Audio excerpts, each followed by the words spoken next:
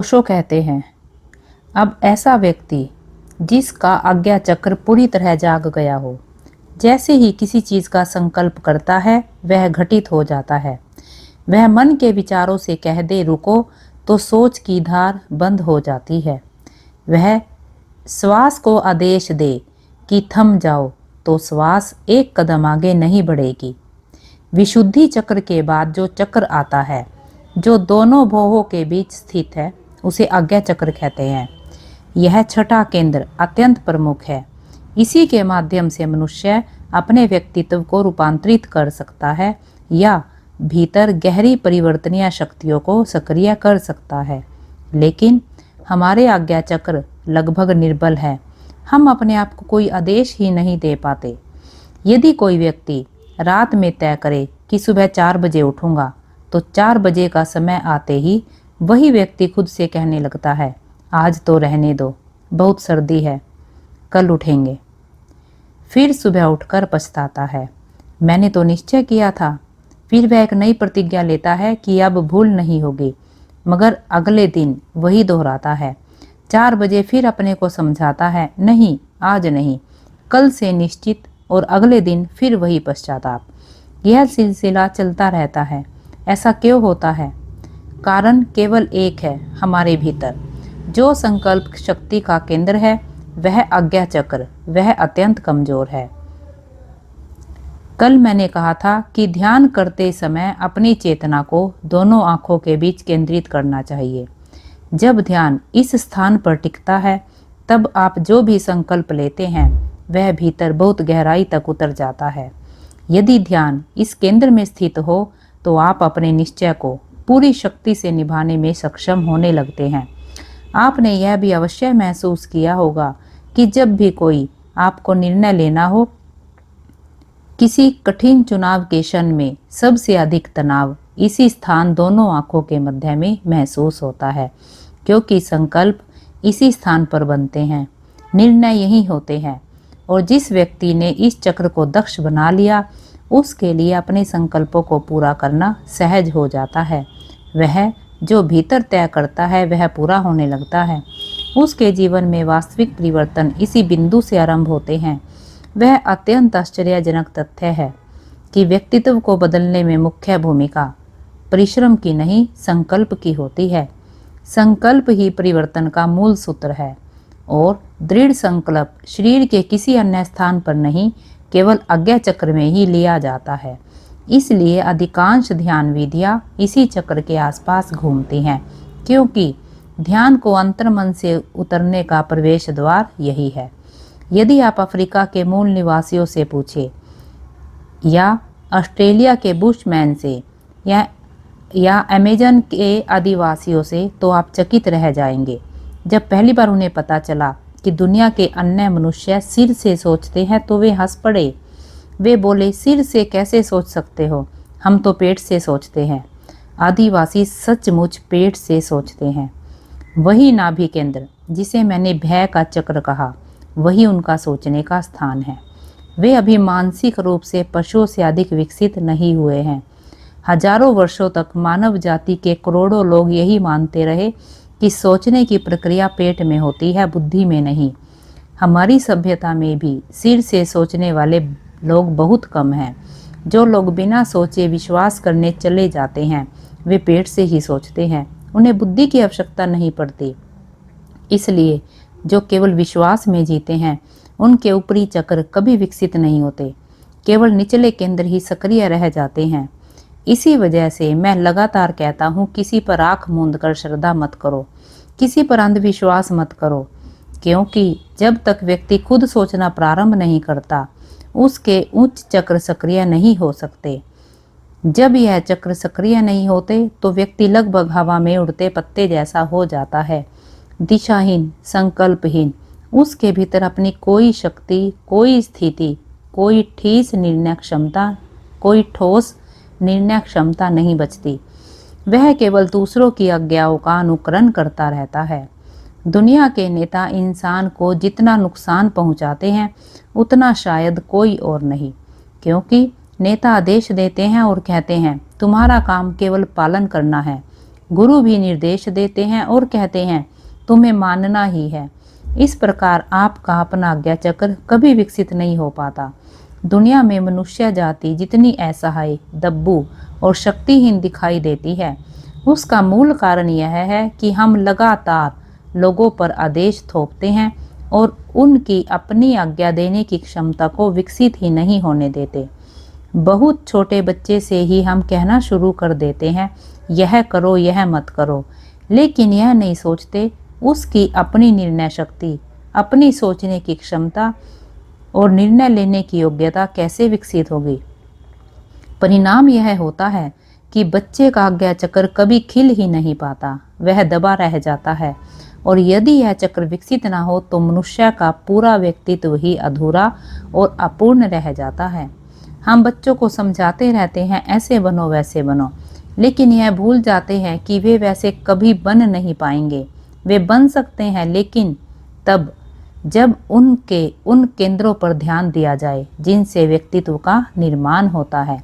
जो माता पिता और शिक्षक सच में समझदार हैं, वे जानते हैं कि बच्चे के मस्तिष्क के आज्ञा चक्र का विशेष प्रयास किए बिना कुछ नहीं बदलेगा। आज की शिक्षा अत्यंत अधूरी और निरर्थक है क्योंकि यह मनुष्य के मूलभूत तंत्रों को छूती ही नहीं।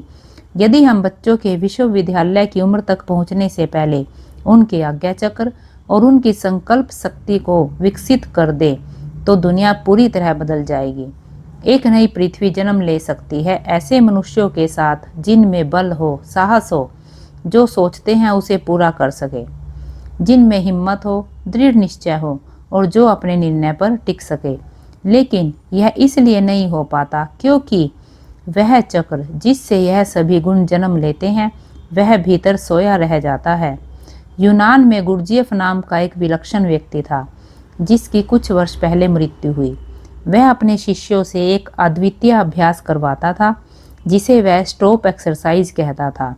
यह बेहद साधारण लगने वाला अभ्यास था। वह सिर्फ कहता रुक जाओ। यदि हम यहाँ बैठे हों और गुरजियफ यह प्रयोग करा रहा हो तो जैसे ही वह कहे स्टॉप, सबको वहीं थम जाना है। यदि किसी ने बोलते समय मुंह खोला हो तो मुंह खुला का खुला ही रह जाएगा। यदि चलते समय पैर उठाया हो तो पैर उसी अवस्था में स्थिर रहेगा, चाहे गिर पड़े या मर ही जाए। पहली नज़र में यह पागलपन जैसा लगता है, परंतु जिन्होंने इस अभ्यास में भाग लिया उनके व्यक्तित्व बदल गए। वे कहते हैं कि इतनी छोटी सी क्रिया में इतनी विशाल शक्ति छिपी हुई थी, उन्हें विश्वास ही नहीं हुआ। क्यों? क्योंकि यह अभ्यास जबरदस्त आंतरिक बल मांगता है। मन लगातार धोखा देने की कोशिश करता है। कोई देख तो रहा नहीं, बहुत दर्द हो रहा है, पैर थोड़ा नीचा कर लेते हैं, लेकिन जैसे ही आपने नियम तोड़ा, अभ्यास व्यर्थ हो गया। आपने कोई बड़ा अपराध नहीं किया, पर वह चक्र जो जागने वाला था जाग नहीं पाएगा।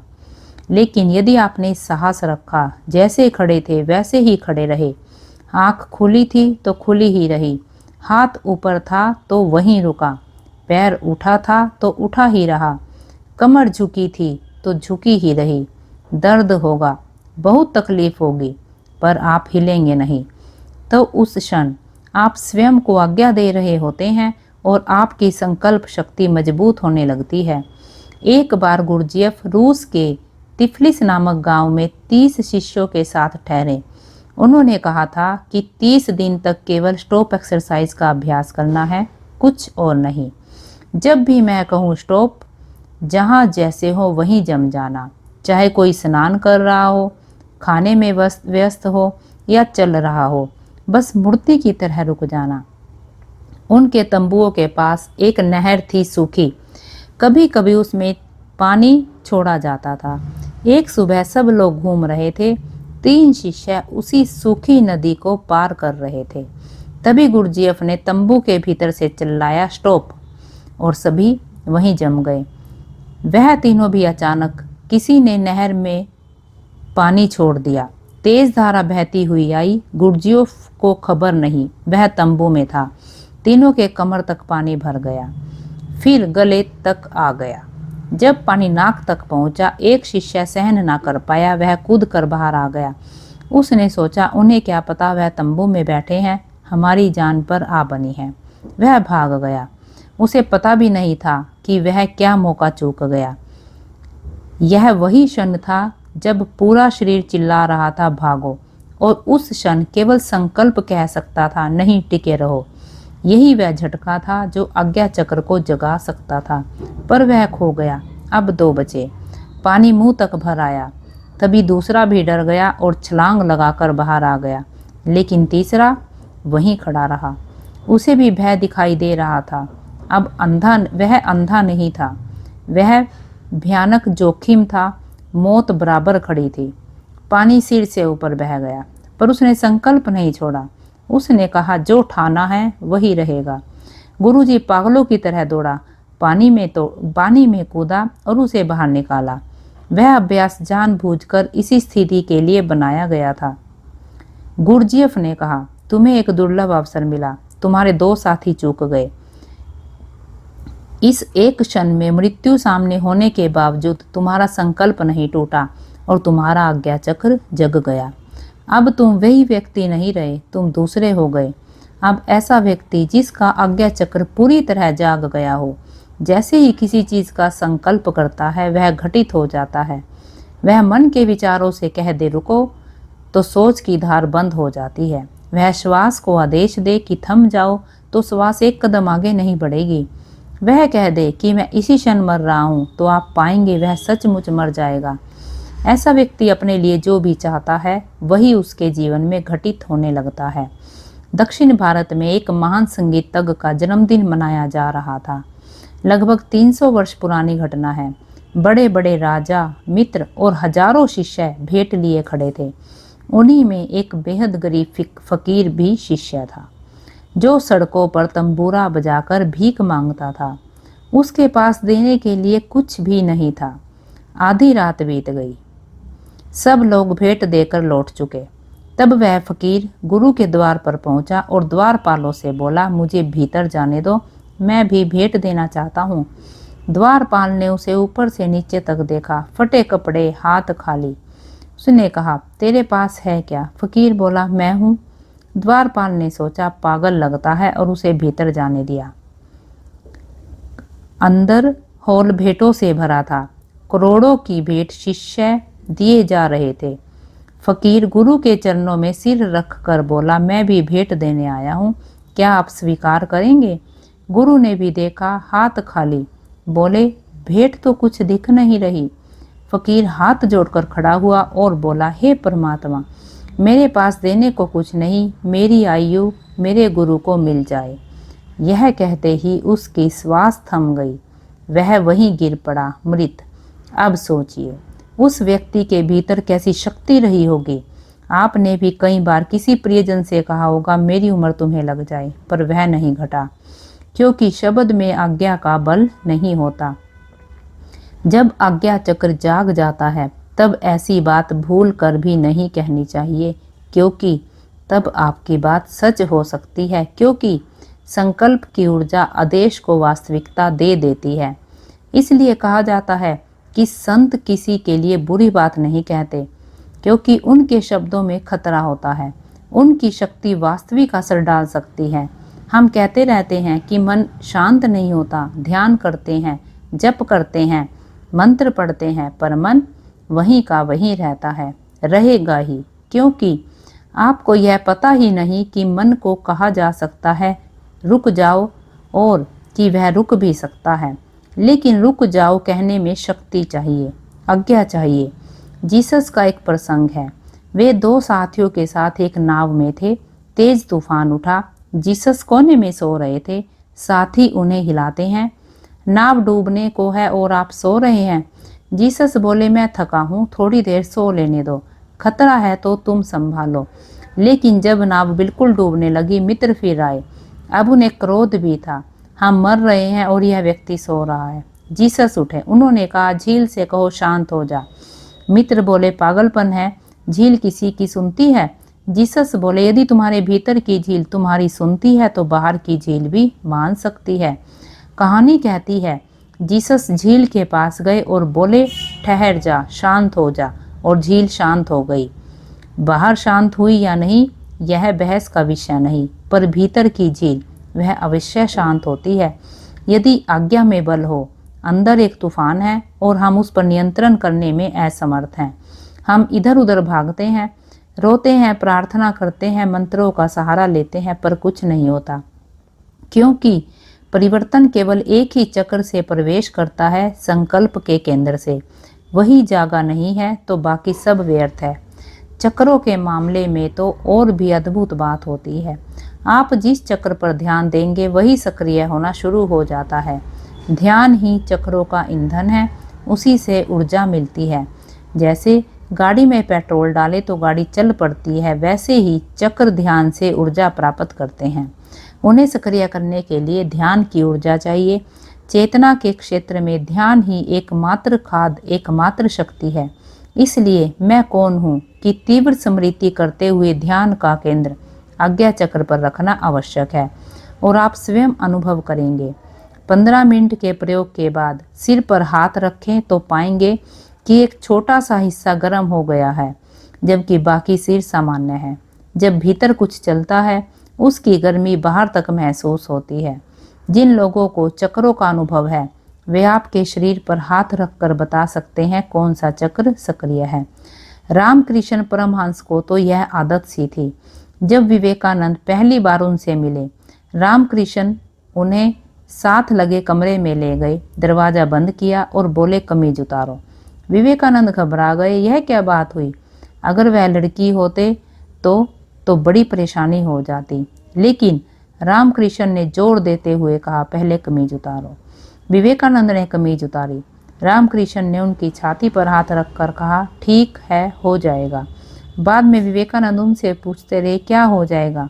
रामकृष्ण बोले, पहले यह देखना था कि तुम्हारा कौन सा चक्र सक्रिय है। अगर मैं किसी और चक्र पर मेहनत करता तो सब उल्टा पड़ जाता। यह पूरी तरह संभव है, बल्कि सामान्य बात है, क्योंकि जैसे ही चक्र सक्रिय होते हैं, शरीर के विभिन्न स्थानों की ऊर्जा और तापमान बदलने लगता है। अब मैं आपको इस बिंदु को सक्रिय करने के लिए एक छोटा सा प्रयोग बताऊंगा। आराम से बैठ जाएं, रीढ़ सीधी रखें, दोनों हाथों की उंगलियां आपस में फंसाकर गोद में रख लें, आंखें बंद करें और ध्यान दोनों बोहों के बीच आज्ञा चक्र पर टिकाएं। जीभ हल्के से तालू को छूती रहे, होठ बंद रखें। अब भीतर पूरे मन प्राण से पूछना शुरू करें, मैं कौन हूँ, मैं कौन हूँ। लगातार बिना रुके, पूरी ताकत से शरीर में जो भी घटे, कंपन, भाव, आंसू, उसे रोके नहीं। बस प्रश्न को भीतर उतरने दें। कुछ ही देर में आप पाएंगे कि इस बिंदु पर हल्की गर्मी या कंपन महसूस होता है। यही संकेत है कि केंद्र सक्रिय होने लगा है। यह प्रयोग प्रतिदिन 10-15 मिनट करें। इतना समय इस केंद्र को सक्रिय होने के लिए पर्याप्त है।